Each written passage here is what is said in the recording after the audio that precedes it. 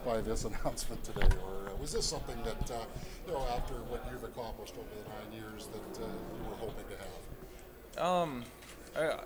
I wouldn't say I was shocked this morning. I think it started with a conversation probably about a month ago, just with Bones, and talked about there was consideration, and if presented the opportunity, would it be something I'd be willing to accept and take on. And like I said up there, there's a ton of really capable and really strong leaders in our room, and that's not going to change with having me being named captain. We're going to do this collectively, and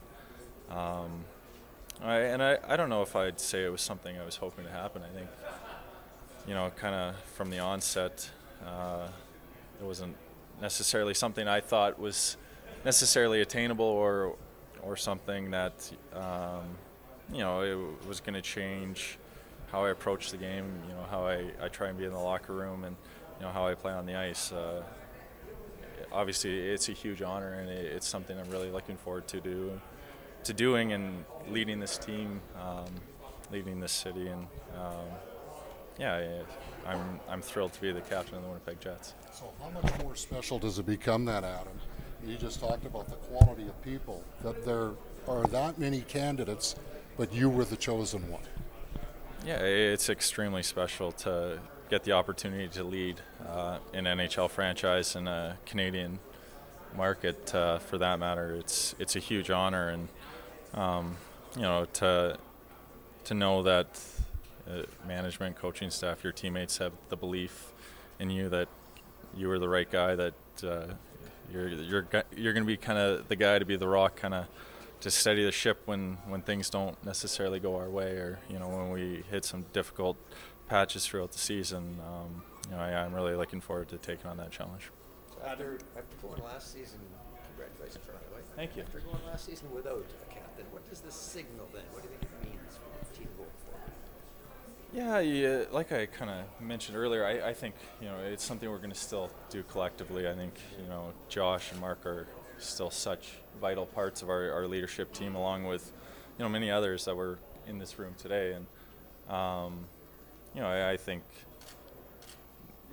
maybe in a sense it just gives one figurehead. You don't necessarily have to delegate so many responsibilities, but I think at the same time my job is to be there kind of in those tough times, kind of be that solid, that consistent voice, presence, and along with those other guys. So I don't know if it changes a whole lot in a sense. I think it just allows maybe my voice to be a little stronger in the room. Where's it rank for you in your career?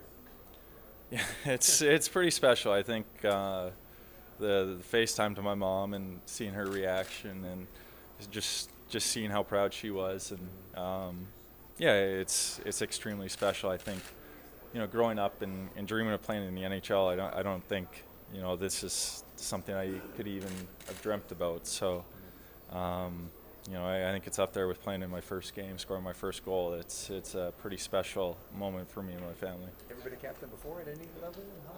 Yeah, I kind of was captain throughout my career. In Swift Current, was my final year in midget and bantam and in Pee Wee. So it's been something that maybe I've kind of been training for my whole life, but to be a captain of an NHL franchise, it's a huge honor. Adam, consider that in a year or two, some of the young, high-caliber prospects that are in the farm will probably be making the jump up to the team. Do you feel that in some ways that you're at the front of a new era, that you'd be helping to mentor some of those young guys along? I think that's an exciting time in our organization. When you have so many high-end prospects coming through the ranks, and they're going to be challenging for jobs, and we have a lot of young guys that are going to be taking the next step. I think the mentorship's important. I think making them feel comfortable, making them feel like they're a big part of the team early on, and so that they can contribute right away. I think that's certainly an aspect of being a leader. I remember my first year, Andrew Ladd having me over for dinner, getting me out of the hotel, things like that. And it's little things like that that go a long way. I think you don't necessarily see them in the day-to-day, but it goes a long way making young guys feel comfortable, making them feel like they're a part of the team. It's tough. You move away from home. You're still trying to find your footing. It's new surroundings and things like that. So there's a lot of different responsibilities, and me along with the other leaders on the team, we're happy to do them. Adam, I was going to ask you about the two captains that came before you, and you mentioned Andrew and obviously Blake. What did you learn from those guys, and have you had a chance to talk to them? I know this came together fairly quick, but have you talked to them so far? So I haven't talked to them yet. I'll reach out to both of them. One for advice. I think there's a lot that I did learn and I can learn from them, and handling different situations and things like that. I think both of them were such passionate people. They did so much for the community. They were so involved in making Winnipeg a better place to live. And kind of at the rink, they did such a great job. They were such driving forces of our team for so long. I think I look at their work ethic, how they treated our teammates and things like that. And there's a lot of different qualities that I can take from both of them, and even Jason Jaffrey, who I learned under in St. John's, and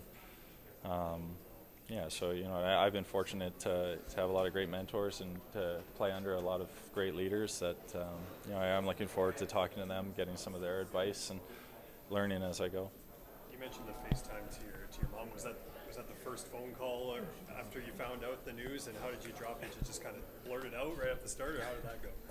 Well, no, I talked to my brother-in-law first. It just kind of happened. We were on FaceTime when I was getting home, but no, I was calling my mom just assuming that she'd be with my dad, but my dad was at the college football game in Seattle, so I had to talk to him a little later, and my mom was she was back at home, so it was a couple of nice phone calls to make, and it more so happened. I was getting her to check on my house in Calgary quickly, and we had to get the essentials out of the way before I told her. But getting to tell her and seeing her reaction was something I don't think I'll forget.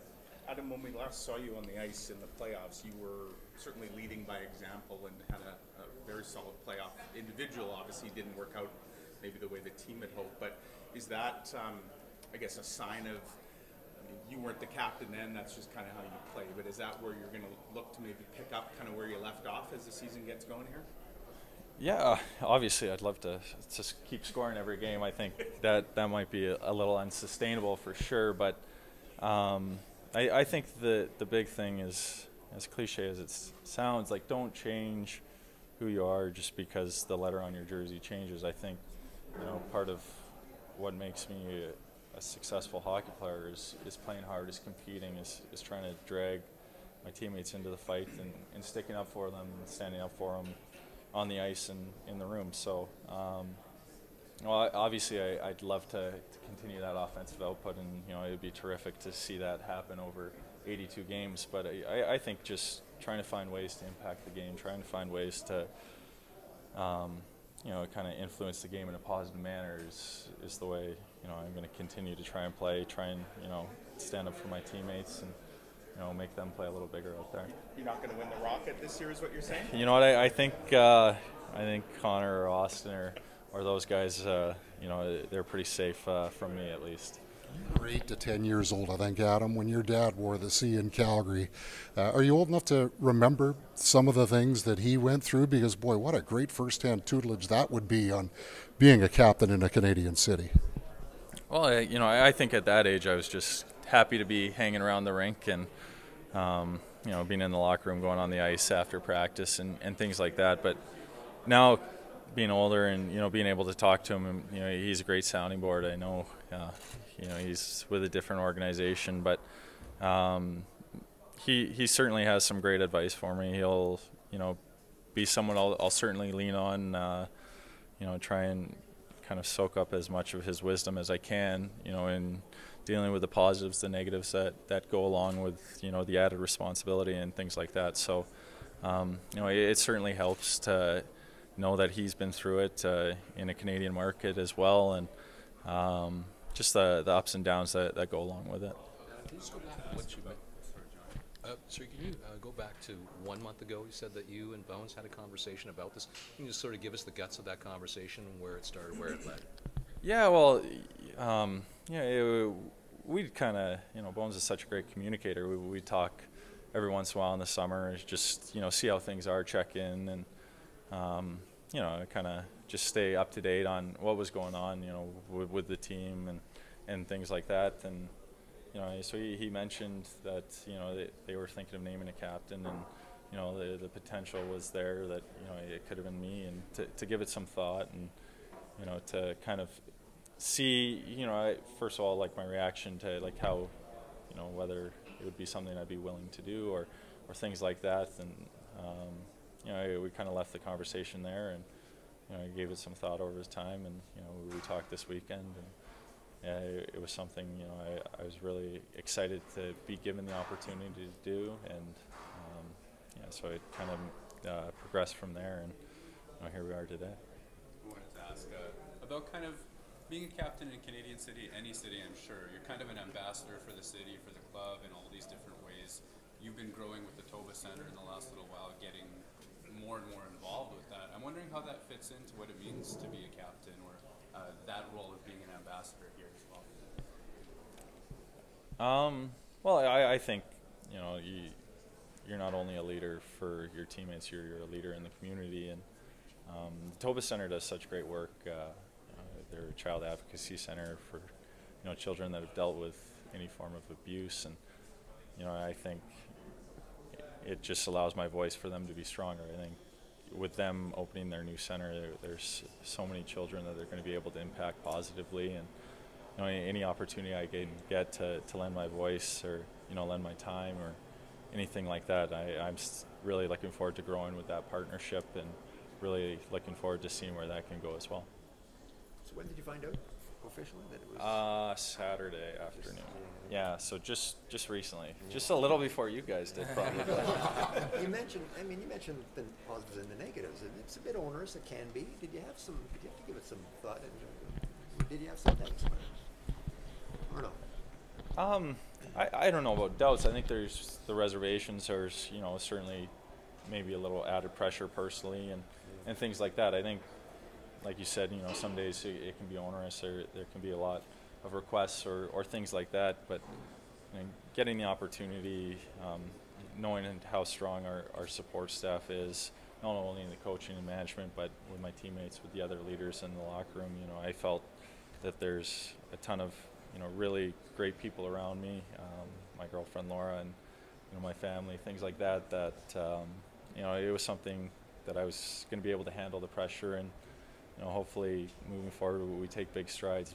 We made some strides last year, and obviously last year didn't end how we would have liked it, but there were some positives we're going to take from that, and we're really excited about kind of integrating the new guys in. And so to answer your question, yeah, I had to give it some thought. It's not a light decision. You don't want to kind of just make it on a whim, just out of pure excitement. But after giving it some thought, talking to a few people, and I was really excited and honored to be given the opportunity and to be able to say yes. What was it like in terms of emotions when you saw the C on that jersey for the first time? Well, I kind of hadn't really even looked down. We'd practiced with a blank jersey just in the hallway, so we didn't look like complete idiots. But yeah, it's pretty special. I still remember seeing the pictures of when Andrew Ladd and in his jersey, and in the media scrum and things like that. And yeah, it's pretty surreal. I think going to bed last night and knowing that it was going to be announced today, and, it almost felt like a dream a bit. And yeah, like I said, I'm extremely excited, extremely honored for this privilege, and I'm looking forward to it.